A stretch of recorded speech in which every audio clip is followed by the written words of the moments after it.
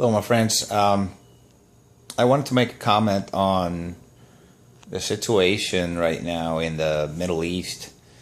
The United States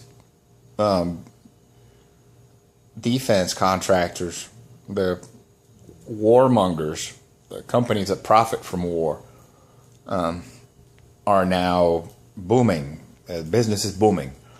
They're selling their weapons to all the Arab nations that are in line, mainly Sunni nations like Saudi Arabia,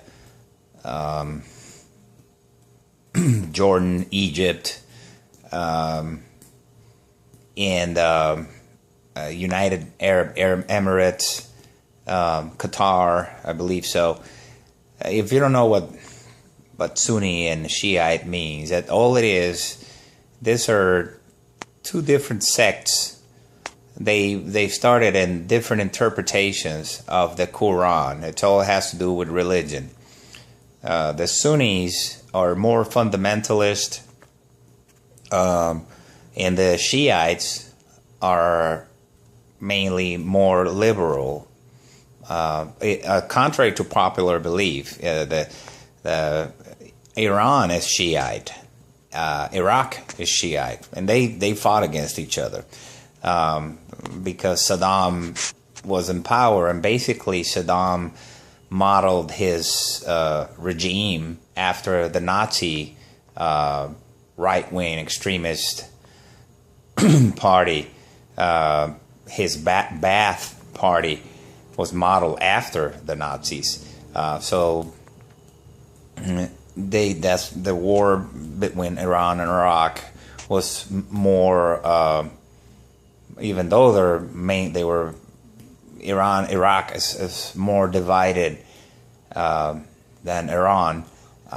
They're considered mainly a lot of in the world as Shiite. People, although it's more divided in Iraq. That's why you have a lot of sectarian violence after the United States invasion, propitiated by George Bush and the rest of his goons. So, back to the sales of arms. It's nothing but another proxy war. If you look back a few years ago, Barack Obama and Vladimir Putin signed an agreement that they were not going to go to war against each other or use nuclear weapons against each other. Not that went under the radar a lot. It was just one of those news that people don't pay attention. Oh, just another thing. Now, as soon this war coming, it's not going to be a direct war, but they're going to be proxy war. A proxy war is where somebody they're not going to openly go in and fight U.S. against Russia. No, they're going to find a conflict zone and they're going to pick sides. So whichever side you pick, that's your proxy. That's your representative in the war, even though it's not official. So if you want to test your weapons against each other without killing your own soldiers, what you do is you go out there and you find a perfect storm, like the religious war against between the Arab nations and the Jewish nations and stuff like that, and then you provide weapons to them. So if you want to know how your anti-air missile works against an F-15, so you provide the anti-air, your SAM, surface-to-air missile, to Iran against somebody who is an enemy of Iran. And even though Iran is not going to, people are not going to attack Iran openly, Iran is back in, say, Syria. So Iran gives the SAM surface-to-air missiles to Syria, and then whoever attacks Syria are going to be backed by the other side, which in this case is the United States. So they're going to fly an F-15 to attack, say, Saudi Arabia, which is backed by the United States, and by the way, is one of the most brutal dictatorships on earth. It's a Sunni fundamentalist, I mean, absolutely terrorist or state. They have F-15s, so they're going to go out there and they're going to bomb Syria, but Syria is going to be defended by SAM, surface-to-air missiles from Russia by way of Iran. Okay, so you're having a proxy war. So they've been using the Middle East as a test ground for weapons and as a cash cow, because they want to sell their weapons, and these people need weapons to fight their wars. So now here's the deal: that a lot of this conflicts, most of the casualties. And casualties are defined as people who either get wounded or killed, are civilian. And right now in Yemen, the Houthi, or I don't know how you pronounce it, Houthi militias, which are allegedly fundamentalist terrorists, have taken over the capital of Yemen. And what they don't tell you is that the government, the U.S. Supported government, U.S. Saudi Arabia supported government of Yemen is another brutal dictatorship against the people. So the population is in a sandwich between this brutal dictatorship and this fundamentalist Sunni Houthi and backed militia, which are backed by Iran. So most of the weapons that Saudi Arabia is using when they're bombing Yemen are 100% of the weapons are sold to them by the United States. I think they just purchased like almost $100 billion worth of F-15s and a bunch of other weapons we sold to them. Because they were running out of ammo, and they don't produce ammo. The biggest manufacturer of weapons of war on the planet is the United States of America. Period. This is not a peaceful country. It exists for war, and out of 236 years that it has existed on Earth, probably about 217 of those years it has been at war. And people say, "Oh, we've just been at war defending people and democracy," but bullshit. You know, the United States government has always supported governments that are just friendly to United States corporation or United States interests, military or otherwise, or financial, regardless of whether those are dictatorships that murder people into millions. I mean, the proof is in the pudding. You know that. Just do your own research. Saddam Hussein, we put him. I mean, not we. I'm not American yet. I'm Puerto Rican, but I read. I live in this country and I educate myself. And the United States government put him in place. Granted, it's without the approval of the people of the United States, but people don't give a shit. You know, people are just too busy with their lives, you know, paying bills and trying to just eat and put their kids in school and survive.